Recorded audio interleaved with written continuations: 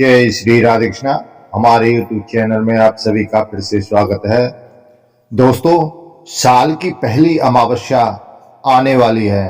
साल की पहली अमावस्या माघ मास में पड़ रही है। इस बार 21 जनवरी को शनिश्चरी अमावस्या पड़ रही है और इस अमावस्या को मौनी अमावस्या भी कहते हैं।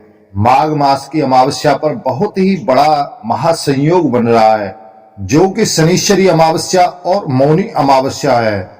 इस अमावस्या पर जो भी व्यक्ति उपाय करता है उसकी मनोकामना अवश्य ही पूर्ण होती है।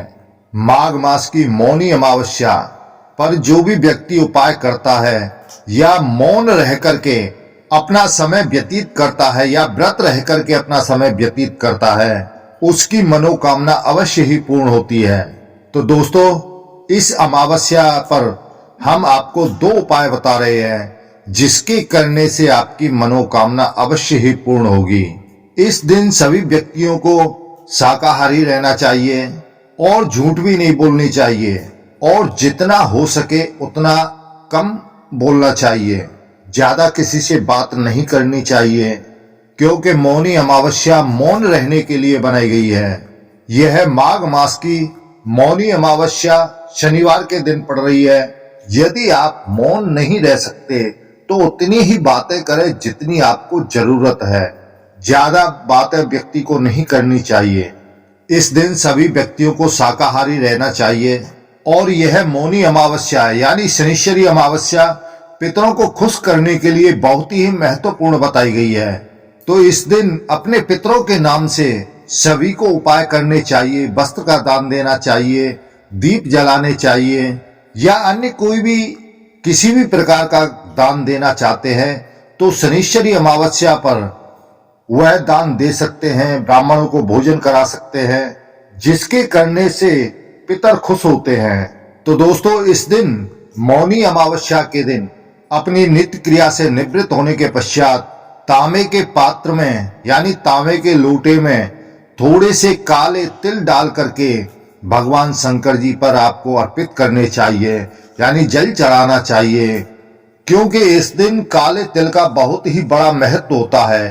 पहली बात तो शनिश्चरी अमावस्या पड़ रही है, इस दिन शनिवार पड़ रहा है, और दूसरी बात यह मौनी अमावस्या है। माघ मास के महीने में काले तिल का बहुत ही बड़ा महत्व है। तो इसलिए जब आप भगवान शंकर जी पर जल अर्पित करें, उस समय आपको उस जल में काले तिल डाल लेने चाहिए। जितना भी हो सके उतने डालें, उसकी कोई मात्रा नहीं होती है। तो जिससे पितर भी खुश होते हैं, भगवान शंकर भी खुश होते हैं और आपकी मनोकामना अवश्य पूर्ण होती है। जिस कार्य के लिए आप कर रहे हैं वह कार्य आपका अवश्य ही पूर्ण होगा। लेकिन घर से निकलते समय अपनी मनोकामना को अपने मन में धारण करते हुए शिव मंदिर जाएं और जब जल अर्पित करें तब भी आप जो भी मनोकामना यानी पूरी करवाना चाहते हैं वह शंकर जी से अपने मन ही मन प्रार्थना करें। और दोस्तों, दूसरा उपाय है, किसी बावड़ी, तालाब, नदी, कुआं जो भी आपके घर के नजदीक हो, उस पर आप लंबी बत्ती का दीपक जलाएं और दीपक का मुख आपको दक्षिण की तरफ करना है। यह पितरों के लिए बहुत ही महत्वपूर्ण दीपक होता है। और यदि कुआं, तालाब या नदी आपके घर के पास नहीं है तो इस उपाय को आप घर पर भी कर सकते हैं। घर पर आप रसोई में जहां पर आपका पानी का स्थान है, उस जगह पर आपको लंबी बत्ती का दक्षिण की तरफ दीपक का मुख करके उसे जलाएं। और यदि आप यह भी नहीं कर सकते हैं तो आपका जो मेन गेट है, मेन दरवाजा है घर का, उस चौखट के बाहर भी आप दीपक जला सकते हैं। परंतु ध्यान रहे, इन दीपकों का मुख दक्षिण की तरफ होना चाहिए और लंबी बाती का होना चाहिए। और यदि आप यह भी नहीं कर सकते हैं तो किसी भी शिव मंदिर में जाकर के आप मंदिर की चौखट पर गोल बत्ती का दीपक जलाएं, जिसके करने से आपकी सभी मनोकामनाएं अवश्य पूर्ण होंगी। तो दोस्तों, विशेषकर बत्ती का ध्यान रखना अति आवश्यक है और दिशा का भी ध्यान रखना बहुत ही आवश्यक है। तो दोस्तों, जिस उपाय को जो भी व्यक्ति करता है उसकी सारी मनोकामनाएं अवश्य ही पूर्ण होती हैं।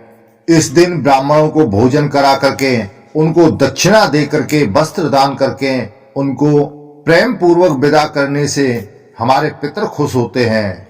चाहे आप किसी भी प्रकार का दान दें, परंतु अपने पितरों का जरूर ध्यान करें, वे आपकी सारी मनोकामनाएं अवश्य पूर्ण करेंगे। तो दोस्तों, यह वीडियो आपको कैसा लगा? हमें उम्मीद है अच्छा लगा होगा। कृपया चैनल को सब्सक्राइब करना ना भूलें। जय श्री राधे कृष्णा।